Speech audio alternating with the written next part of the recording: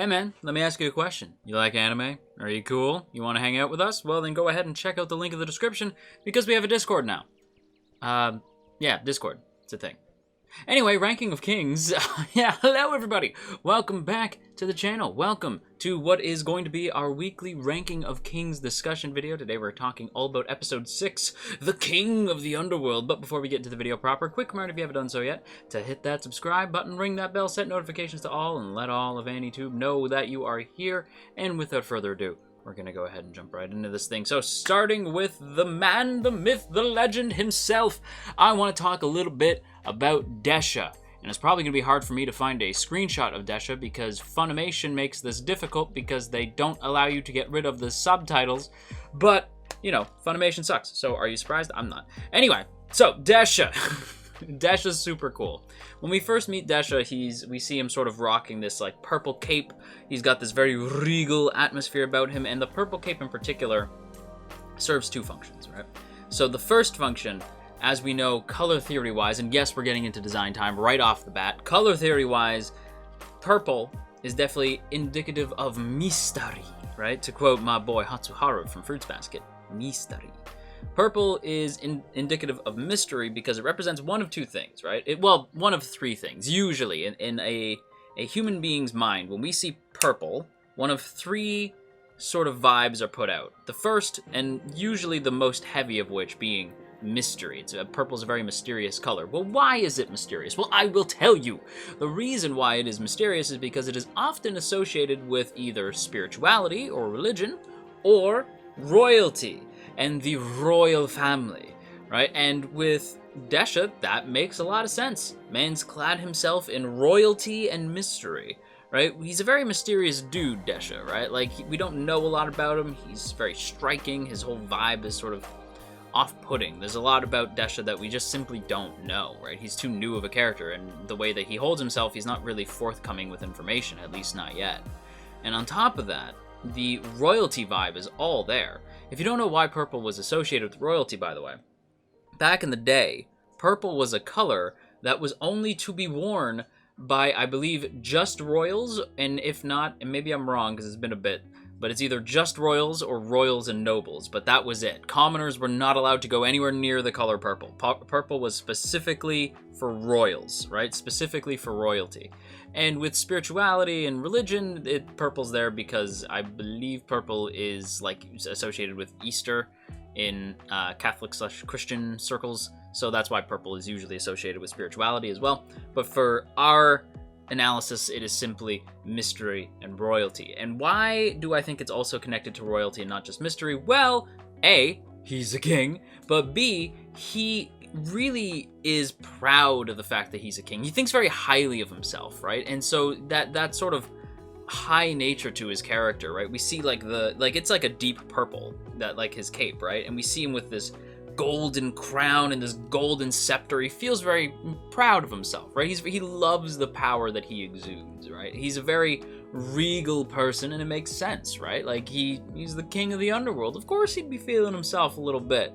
And then add that with his attire, the sort of like the black, he has like the black and white sort of get up. He's got these big boots. He's got this really fancy looking shirt. He has this ghoulishly sharp smile, you know, like this really like sharp teeth, jagged teeth, a real big creepy smile where his lips sort of like move past his cheeks, or maybe like his dimples like push past where his mouth should be. It's a crazy like shark looking smile. And he has this long slicked back hair. Now, what does that make me think of? Purple cape, big kind of like medieval, almost classy medieval attire, big sharp teeth, slicked back hair. Oh, it's Dracula. Oh, okay, yeah, it's Dracula. In fact, we have another show this season that has a Dracula that looks kind of similar. Purple, big sharp teeth, gangly, kind of scary looking. Makes sense, right? Like, Dracula is kind of associated with this sort of scheme. Like, we've seen, my Dracula is Bela Lugosi, right? So when I think of Dracula, I don't really think of purple cape, I think of red, but we have seen many Draculas with a purple cape, and that makes sense as the character is clad in mystery. The only reason that I like red on Dracula more than purple is just because, very plainly put, it makes sense. Man drinks blood, blood is red.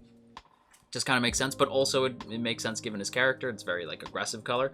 So if Desha was clad in red, right, I actually feel like this would be a bit of a detriment to his character. It'd be too much leaning into the Dracula thing, and that's not really who he is.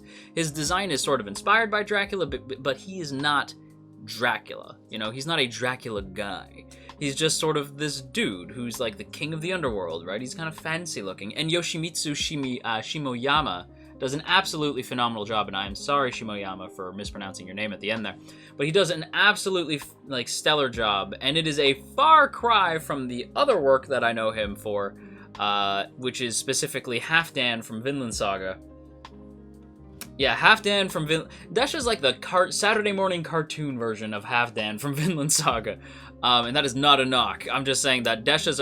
You could feel like Shimoyama like having a lot more fun with Desha, right? Desha's a much more fun character, so you can really sink his teeth, jagged, sharp teeth, into Desha's character and really have some fun with him. And we see that, like, Desha, even though he's a king, he really seems to harbor some very serious jealousy towards his brother. And even the town folks seem to like him more. So that's interesting and probably something to keep in mind moving forward.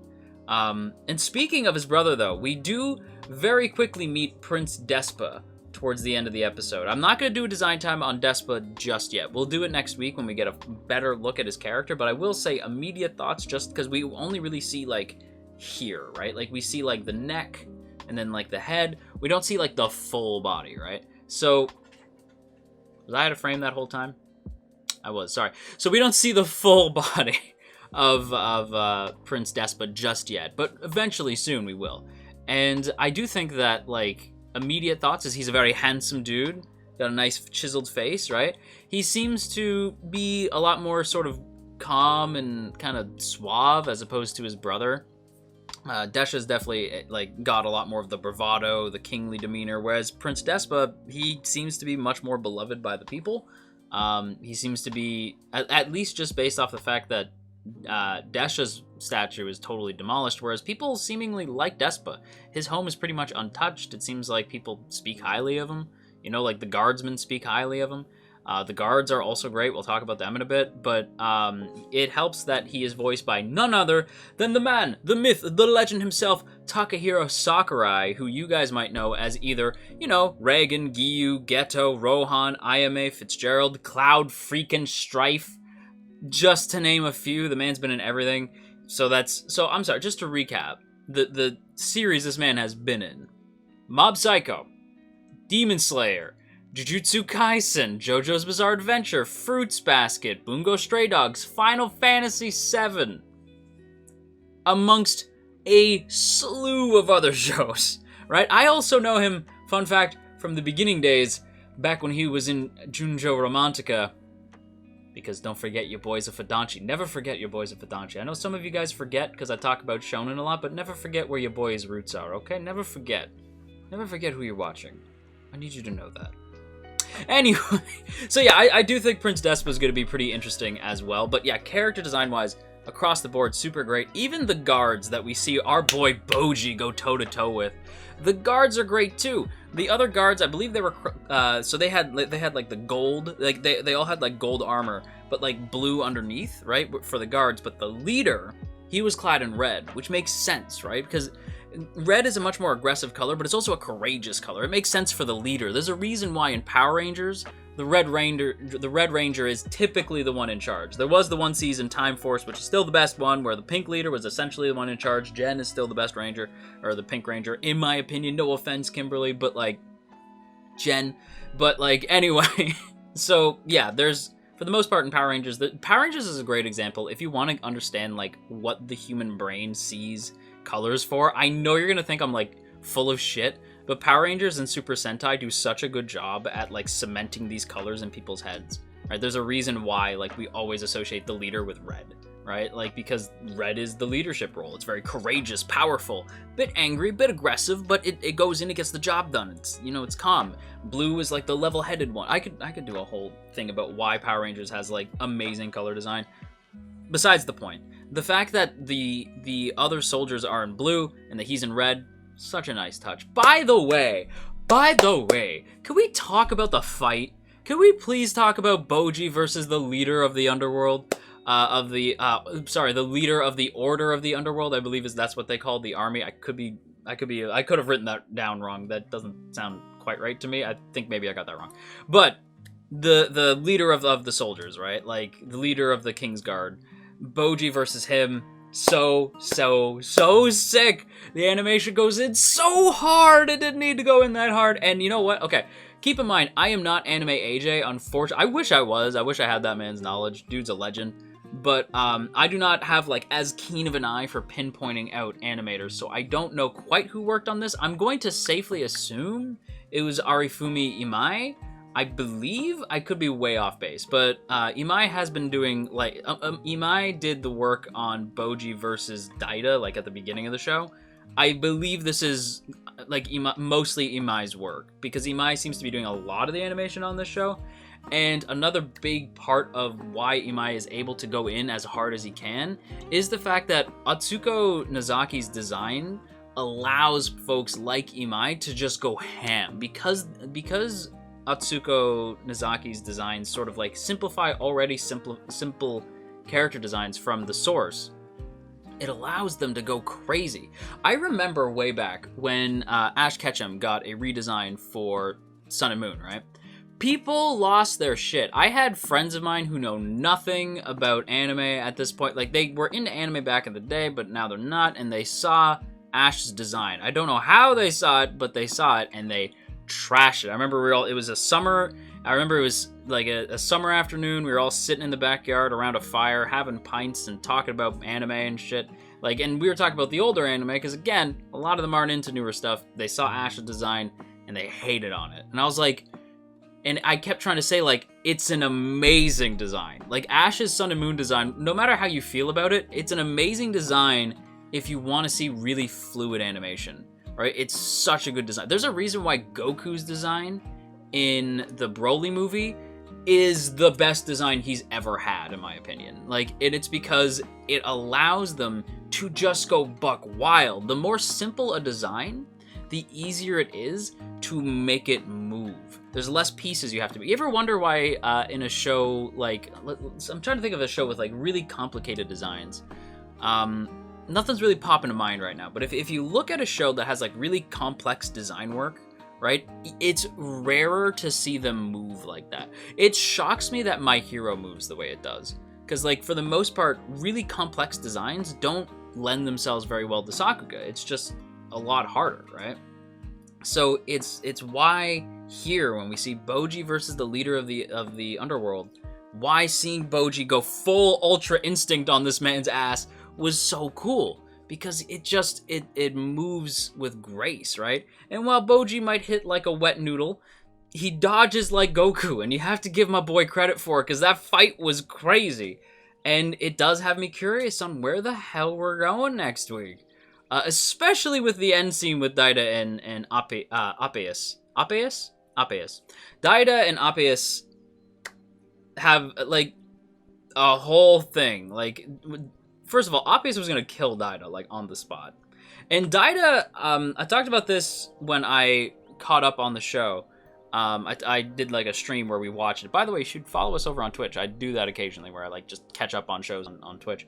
But we caught up on Ranking of Kings, and as I was watching it, I was shocked how much Daida was actually not like your typical bad guy, and I actually don't really see him as like a villain per se. He's definitely doing bad things, but it's much more like Game of Thronesy. A lot of the characters don't feel like stock Disney villains. They actually feel like they have complex issues and feelings on why they're doing what they're doing. The only one who just to me is like irredeemable is friggin' not Rachel. I can't even think of his name right now. But he's the only one that I feel like is just an asshole and is just weird towards Daida. But Daida feels like a complete character. So when I saw Appius going for Daida, for a split second, my heart thought he was going to kill him right there. And I was like, not Daida! But then Daida... 'cause what I like about Daida is that even though he's doing bad things, that heart is in there. Like, you can tell, like, he wants to achieve greatness with his own strength. He doesn't want to take his father's strength. He doesn't want any of that. He wants his own strength to really push forward, right? But the mirror is screwing with him. Mirror, mirror on the wall, who's the shadiest of them all? Oh, it's you! Okay. Because, yeah, Appius and the mirror apparently go way back, And then Oppius just like, Shoryukens! Our boy right in the gut, knocks him right the hell out. And then the mirror gets her friggin' guards to take Daida and then shove the elixir that they just soaked up with a rag, like, down our boy's throat. And now I don't know what to do, because now I'm like, not Daida! Like, when also the fact that the mirror says that Biban's snakes were the reason why she was staying away. First of all, I thought Sun was gonna hate Biban when I watched this, because my boy Sunwoo was, like, not a fan of snakes. But Biban was like, Biban's so cool. He transcends, which I think is really interesting. But Biban, yeah, Biban, I feel like I've had a lot of conversations with people like during that stream and in our Discord about like, is Daida or is Biban dead? And I think everybody's right, because everyone's like, no, because like the earth swallowed him. Like we saw him bleeding out and it was bad. But I also don't think he's dead. I feel like we'll see him again at some point. But whatever the hell's gonna happen with the elixir, we have no idea, because as the episode ends, we are told this is not an elixir that will increase your power. You were right to be suspicious. So it's like, oh shit, what's it gonna do? I don't know, but I'm excited to find out. I'm very excited. This is a good show. This is a very good show. And this is also a very good place to end the video. Bye! And that's going to do it for another video for this week, everybody. So I hope you guys enjoyed. If you did, don't forget to boop that up snoot, share if you care, leave a comment down below, and of course, make sure that you hit that subscribe button, ring that bell, and set notifications to all. Let all of AniTube know that you are here. And before we go, as always, I have to give a big thank you to my wonderful masters who help keep this channel afloat. And of course, I have to give a special thank you to the Masters of Masters, and they are Izevi, Asaki VT, Elizabeth Just Elizabeth, JCran23, Jeremy P, Matt87 Eagle, Shadow Creative, Shiorans, Stephen G, Stevie W, Trapmaster, Trevor W, and Tristan G. Thank you all so much for your continued support. It means the world to me, and if you too would like to see your name scrolling past the screen, or maybe have your voice shouted out at the end of these videos, be sure to check out that link in the description to our Patreon page, or you can hit the join button right beside the sub button. Either way helps out tremendously, and I thank you a lot for it. And yeah, that's it for me. So, until next time, make sure you clean your room. It's filthy. Seriously, a clean room is a clean mind. Just think about it, okay? Anyway, bye.